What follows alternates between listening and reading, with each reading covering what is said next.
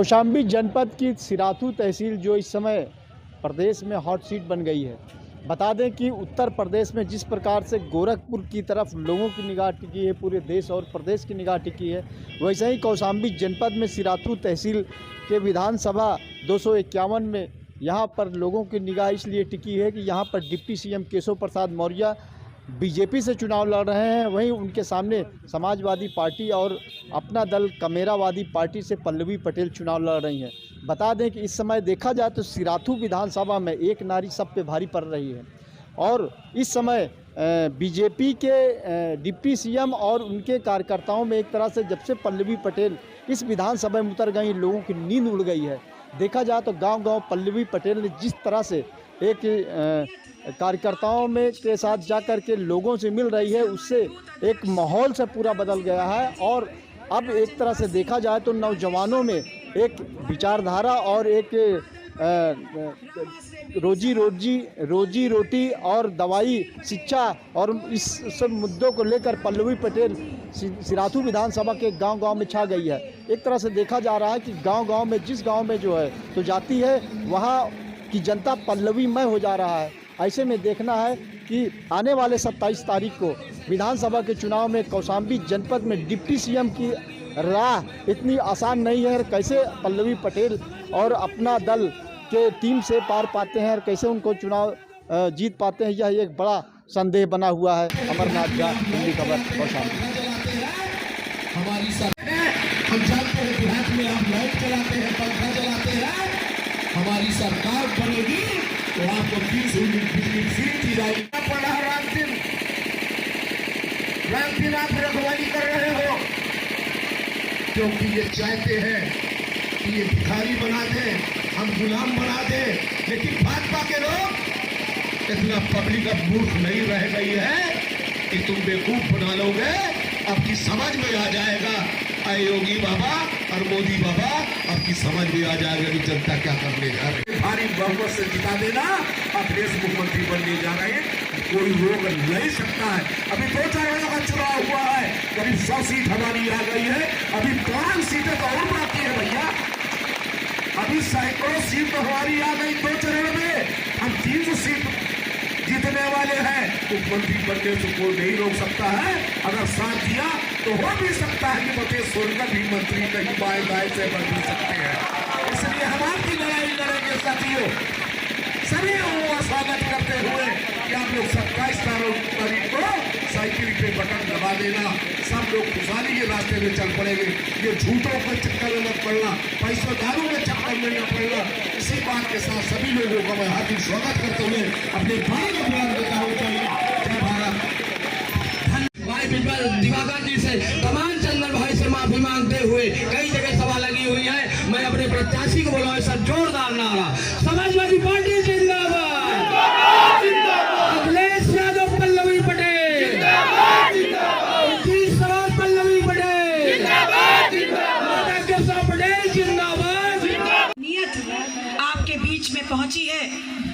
ऐसे हमारे बूथ अध्यक्ष धर्म सिंह पटेल जी, राजन पासी, राजेश्वर पटेल, धर्मेंद्र पटेल, बादल पटेल, रामाश्रय बीडी साहब, कुलदीप पटेल, जब वो सड़कों पे निकलते हैं तो आप वो समाज जिन्होंने उनको वोट देकर के विधायक बनाया है, आपकी तरफ उनकी निगाह भी नहीं जाती। और इसलिए नहीं जाती है क्योंकि जैसे उस दीवार में लगा वो ईंटा कोई आवाज नहीं कर रहा है, कोई विरोध नहीं कर रहा है, ठीक वैसे ही उनके किए हुए किसी गलत काम का आपने कभी विरोध नहीं किया है।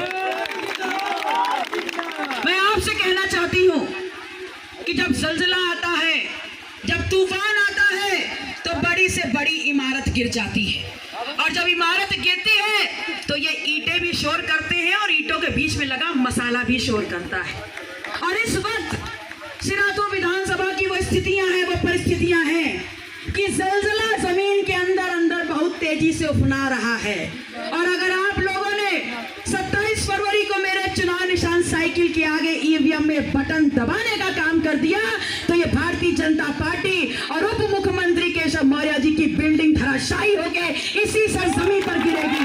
और मैं आपसे वादा करती हूँ कि आपके वोटों की आंधी इतनी तेज होगी कि इस बार वो और उनके चेले चपाटे सीधे आंधी के तूफान में सरहद के पार जाके गिरेंगे। मैं आप लोगों से ये वादा करने आई हूँ कि डॉक्टर सोनेलाल पटेल को अगर आप अपना भगवान मानते हैं तो उन्होंने क्या कहा था?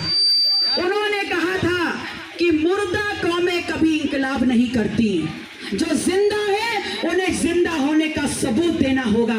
और अगर आप जिंदा हैं तो आपको 27 फरवरी को सिर्फ सिराथू नहीं, पूरे उत्तर प्रदेश की सत्ता बदलने का निर्णय इस विधानसभा से देना होगा, क्योंकि यहां से जो संदेश जाएगा,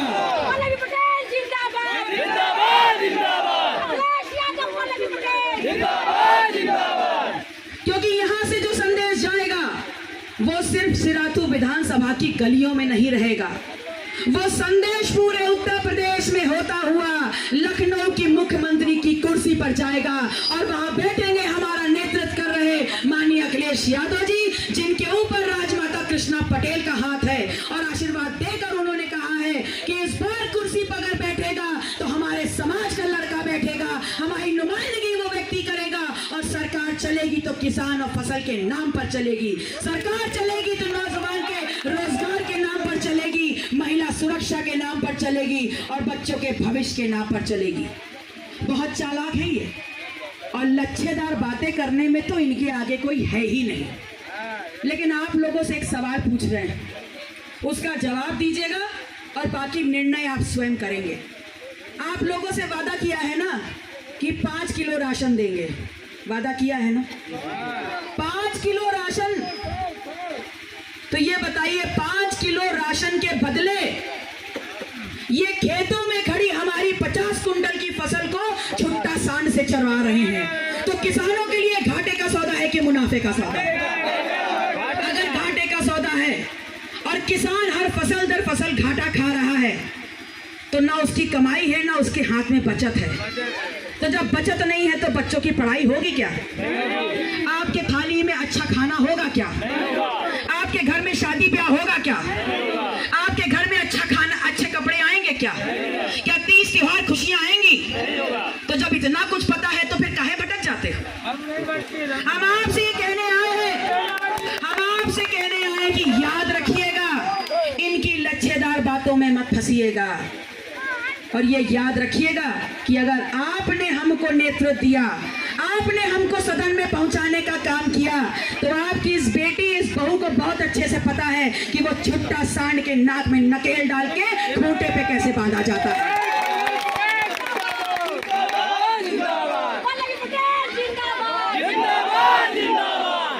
पता है चारों तरफ सनसनी फैली हुई है। हम क्षेत्र में देर से आए हैं, ये तो सत्य है, लेकिन जब से नाम आया है तब से जहां जाते हैं लोग उठ उठ के पूछते हैं कि दीदी आपको कैसा लग रहा है, आप उप मुख्यमंत्री के सामने चुनाव लड़ रही हैं। तो हम कहते हैं भैया गलत व्यक्ति से गलत सवाल मत पूछो, जाके उप मुख्यमंत्री से पूछो कि उनके काहे को पसीने छूट रहे हैं। उनके सामने इस बार पल्लवी पटेल नहीं सिराथू की जनता खड़ी हुई है। उनको जवाब देना होगा कि अगर वोट देकर के उनके सर पे ताज हमने सजाया है तो हमारे फसल के दाम हमको क्यों नहीं मिल रहे हैं। उनको जवाब देना होगा कि हमारा पढ़ा लिखा नौजवान अगर लखनऊ रोजगार मांगने जाता है तो लाठियां खा के क्यों आ रहा है। उनको जवाब देना होगा अगर किसान खाद मांग रहा है तो उसको लाठियां क्यों खानी पड़ रही हैं। उनको जवाब देना होगा कि अगर न्याय मांगने जा रहे हैं तो हमको लाठियां क्यों मिल रही हैं। इन सवालों से वो बच नहीं सकते और इसीलिए आपके बीच में नहीं आ रहे हैं। जब आते हैं तो सुनने में आता है गांव में खदेड़ा हो जाता है। हम आप लोगों से कह रहे हैं, हम आप लोगों से कहने आए हैं, याद रखिएगा हमारा वादा है आपसे और हमारा संकल्प है कि हम सरकार में आ रहे हैं 69,000 शिक्षक भर्ती में जो आरक्षण का घोटाला हुआ है उसमें न्याय करके दिखाएंगे और जिसका हक है उसको वो हक दिलवा के दिखाएंगे।